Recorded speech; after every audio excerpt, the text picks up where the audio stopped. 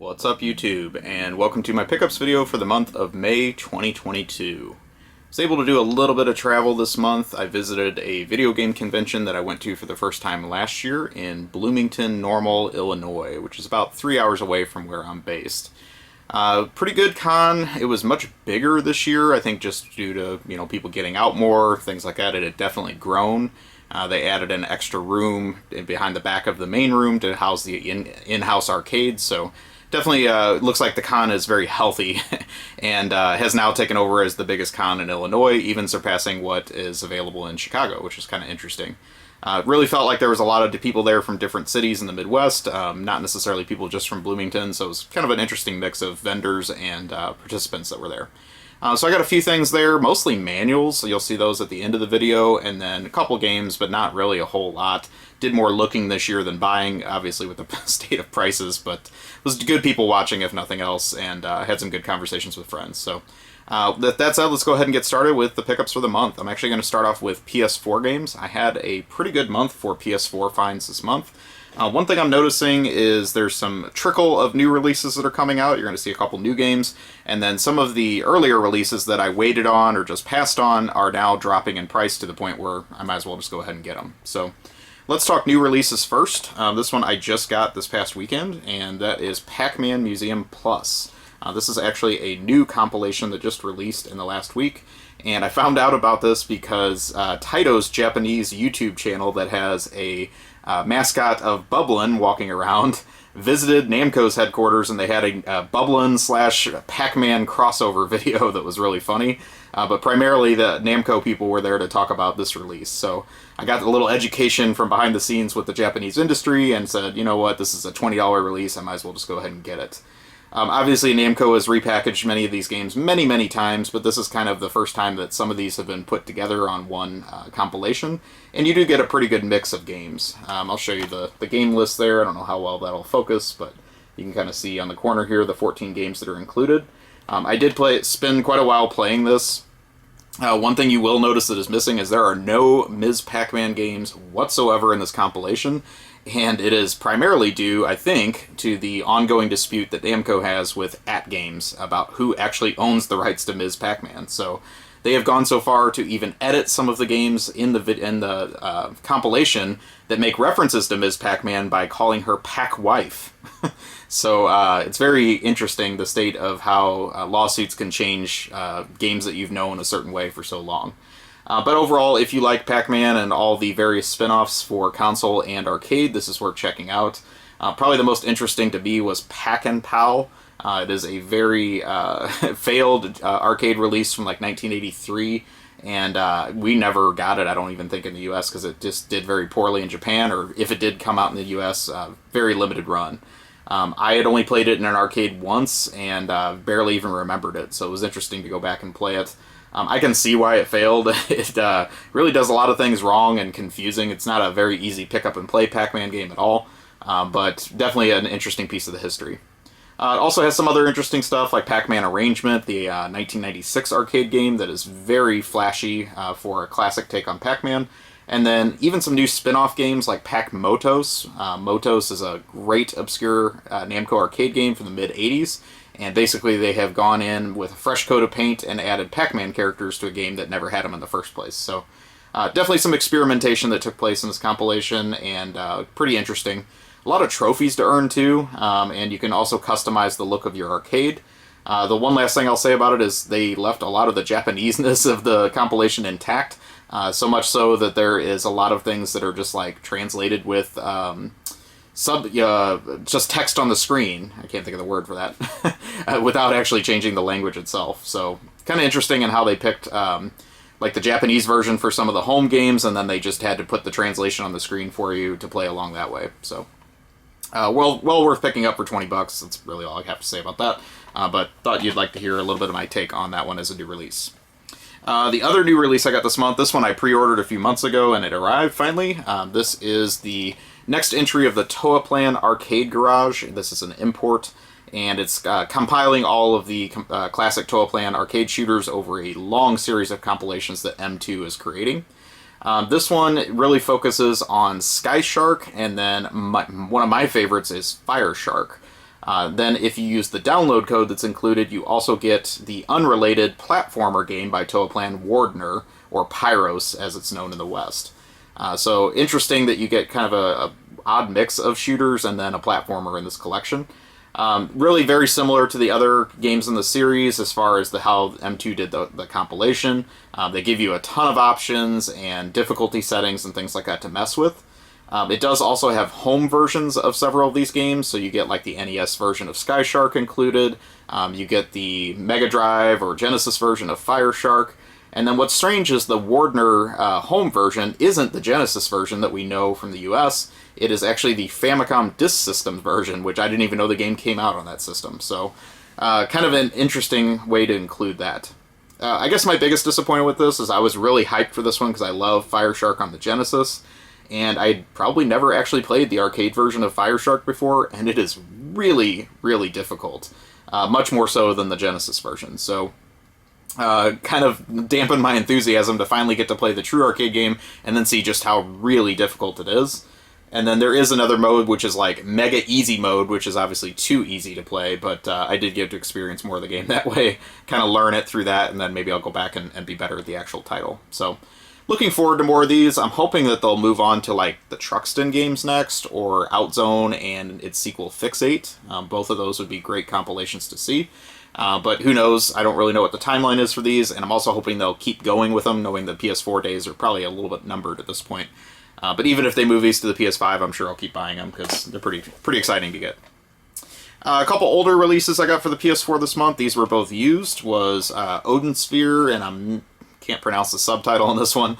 Leaf Lefthrazir or something like that. Some German name, I'm guessing. Odin Sphere has been on many consoles. It started out on the PS2 as the original, and then this is kind of the HD remaster version of that. But this also came out on the PS3 and Vita. Atlas released it on all three systems. I've had the Vita version of this for a while, but I really wanted to play it on the TV. All my other Vanillaware games are on console, so I just thought it'd be a better way to play it. Played it a little bit. Ultimately, it's just a lot of over-complexity when just a straightforward action game with a beautiful art style would probably suit me just fine. But I know people like, just a lot of customization and all that. It may just be a little bit much for me as an action RPG. But I did enjoy, the little bit of this I did play, and hopefully I'll get back to it at some point. The other PS4 game I got is another compilation. This is the Sega Genesis Classics. This one's been out for several years, and for some reason just never seems to drop in price. Ended up finding this one at a pawn shop, and the nice thing with it is it did include the Golden Axe poster that the game came with, so just a tip there. If you're looking for this one, you need that to be complete, even though there's no manual. This one is also kind of interesting. Like I said, that Pac-Man collection was very Japanese in nature. You could tell it was really intended for the Japanese market first and foremost. This one, I would say, was first and foremost intended for the European market. All the Mega Drive fans over there. Just some of the titles that are included, some of the English languageisms and things like that, I guess, that are in the menus. Really intend this to be for that market. The game box art also is like the Mega Drive inspired look, not really the Genesis look as far as what you see in-game on the shelf. So that was a little bit odd and disappointing. The game mix is pretty good. It's got a lot of the Sega classics that you would know. Has some of the treasure titles mixed in, which apparently Sega has the rights to for some of those. And then I guess really the reason that I was excited about it is it has things like Golden Axe 3 included that never came out in the US. But now that I've played Golden Axe 3 extensively, I can say that I'm kind of glad it didn't. It's really not very good. And then you do get a Wonder Boy game that we never got in the US as well, but again, it's one of the lesser ones, so kind of a mixed bag, but if you can find this cheap, it's well worth getting. I think it originally came out at like 30 or 35 bucks. I think that's kind of pushing it, but if you can find this for probably $10 or $15, it's a better deal. So that is that. It does have a lot of games included, I will say that. So knowing that I have a pretty extensive original Genesis collection, there's not really a whole lot on there that I have to play on that, but well worth checking out if you don't have all those games. I did find a TurboGrafx game at the con, which is Aero Blasters for the Turbo 16. That is a shooter. This one I have kind of a long and convoluted history with. I do have the arcade board of this game, which is known as Airbuster, which is also the title of the Genesis version of the game. So now I have Airbuster on the Genesis and arcade, and then Aero Blasters for Turbo. I actually used to own this on the Turbo, and I sold it when I got the arcade board, thinking like, oh, I don't need that duplication. and then here I am years later buying it back because I wanted it for my Turbo collection. So overall, it's a pretty solid shooter. It's a horizontal shooter, which I don't typically like. So the fact that it has some gameplay ideas that keep me interested is really saying something for that. So definitely can recommend this. This one has gone up a lot in the last few years too. It's kind of one I've been putting on the back burner, and then I just noticed the price keeps going up. I'm like, I'm just going to bite the bullet. I got a good deal at the con, and happy to have it this way. So as far as whether this is better on the Genesis or TurboGrafx, I've seen a lot of extensive debate online about that. It's pretty much a draw. There are things that this version does better, and there's definitely things that the Genesis version does better. So you really have to have both to compare them, or get the arcade board if you really want to see the ultimate form of this game. But definitely a fun shooter overall. The next thing is probably my most exciting find for the month. This I got over the last weekend. This is a game I had just the cartridge of, and then I found it complete in the box at a store that was part of a chain selling it for the cartridge-only price. So basically their computer didn't have a way to account for it being complete, and the lazy staff just put it in as a cart only at just like normal, and I got a really good price on it. So that is Sunset Riders for the Super Nintendo. One of the classic Konami beat-em-ups for the system that was from the arcade. Really neat artwork on it, so happy to have this complete, and I'm going to go ahead and sell off my spare cartridge. But it did have the manual included in the box as well, so that was nice. I think this might have been an ex-KB Toys display box, because I know they used to gut their releases when they would sell them, or especially if they only had one copy, because it had a hang tab on the back, but the hang tab is actually on the box, not, you know, like on the shrink wrap, which is where it would have been otherwise. So at some point somebody opened the game and then stuck a hang tab on it, and then now I can't take the hang tab off because it's going to rip the box. So definitely not a perfect copy, but happy to have it regardless. And pretty neat to, you know, get some more of these Konami beaters complete in the box. I got a couple portable games this month. The first one of these was one that I also saw at my local chain store, and this is one that I hadn't really planned on getting, but, you know, it's Natsume, and I kind of got suckered into it because it was $3. So that is One Golf for the Game Boy Color, and if you're not familiar, this is one of the Game Boy Color cartridges that actually has built-in rumble. So it has a little notation on the back, rumble, ooh. And you're saying, that's kind of neat. But then you realize that it has this big bulge on the front because you have to put a AA battery in the cartridge. So every time you want to use one of these rumble cartridges, they need their own battery, or you have to swap them between cart to cart. So of course this got me down subset dreaming road, and I was looking up how many of these rumble carts there are. It looks like there were 17 for the US Game Boy Color, and then there's 6 Japanese exclusives. I have seen people online that have done the full set. It actually doesn't look too unattainable, but I have to slap my hand and say, no, you don't need that, because most of these are games you're not going to play. I did pop this one in for a few minutes. It is definitely no Neo Turf Masters, but it is passable, I guess, for a Game Boy Color golf game. And I didn't even put a battery in it, so I didn't get to see how good it rumbles, but that's something I want to check out, just to see if the effect's even worth it. Probably the most popular of these rumble cartridges is Pokemon Pinball. I think that one's pretty well known, but most of the other ones, there's a lot of sports games I noticed, and really not a whole lot exciting in the library. The other Game Boy game I got this month, this one was kind of unplanned. I was going through an antique mall, and I had this for $1, and that is Mortal Kombat 3. Which, you know, I'm not a big Mortal Kombat fan, but, you know, another Game Boy game I didn't have for $1. Can't pass that up. The other thing I read about this after the fact is that this, I think, is the only original Game Boy game to get a mature rating. So how about that for an obscure piece of trivia? I guess the original Mortal Kombat 1 and 2, they toned them down to a teen, or maybe it was too early for the rating system. But this one does actually carry a mature, so all the blood and guts and all the black and white 8-bit glory that you can handle. Another thing I got while I was out and about was a whole bunch of NES sleeves, which I always like to get these, and I got a whole stack of these for 50 cents total, so definitely couldn't pass that up. So I will be upgrading some of my plain labels to the proper black ones for my NES collection.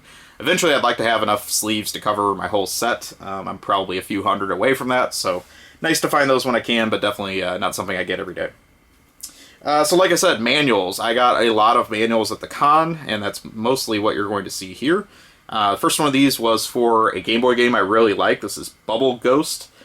Interesting thing about this is that this game goes for a lot more as a Japanese cartridge than the US version does. So now I see the US version going up, and I have to wonder if it's Japanese buyers buying it and then importing it to play on their systems, because this game seems to have kind of a cult following in Japan, and for some reason the Game Boy cart's pretty expensive. So definitely recommend this game, though. It's a lot of fun. Then we'll go into NES manuals. I got quite a few of these off my list at the con, which was always nice. I got Ultimate Basketball. Kind of one of the more obscure basketball games. It doesn't go for a lot. Sunday Funday. This is one of the Wisdom Tree titles. And it has kind of a funky shape manual, so always nice to find those. Another one of the associated games from Color Dreams is Crystal Mines. Kind of the same company as Wisdom Tree. So always like finding these unlicensed game manuals. They always have something weird about them. I don't know, just like the paper they used on this is very different than a typical NES manual. Just the little differences. I got a variant manual. This is Wayne Gretzky Hockey, and I don't really know the story behind this because he played for the Kings, no matter what, during this era, but there are two versions of this game box and cartridge and manual. One of these is the black jersey variant, and one is the white jersey variant. And he has completely different pose and everything in different jersey. So I had the white variant of the manual, but now I needed the black, and so that will help me, and I have both cartridges. So it gets me a little closer to the set of those. But yeah, I definitely can't explain it. I don't really think one is rarer than the other either, so unless maybe they were just doing it for marketing purposes. But I would love to know the story why there's two different versions of Wayne Gretzky hockey artwork for the NES.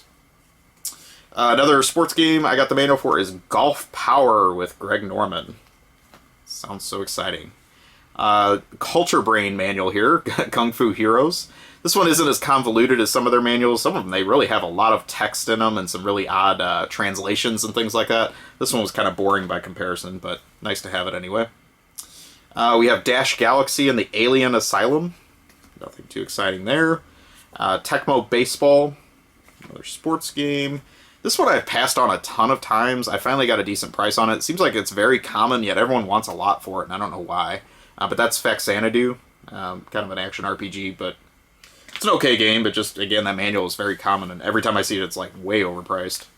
I got one Super Nintendo manual also at the con, and that is for Speed Racer. Not a huge Speed Racer fan, but I thought it was kind of neat looking artwork, so I went ahead and grabbed that. I don't even know if I have the cartridge for that one. I'm going to have to look. And then the last thing I got this month was magazines. You know, I like to collect game magazines. I got the last issue of Mega Fan magazine that I needed. This was the spin-off from Game Fan that was the Tips and Tricks magazine. And this was actually the sample issue. So what this one was and why it's such a small format is this was included for subscribers with their monthly issue of Game Fan, kind of as a test to see if they were going to expand this to a full publication. They did. It didn't really last very long. So they did one more issue in this small format that they did sell at retail, I understand. And then there were two full-size issues, and then it died. So obviously not a huge market for this.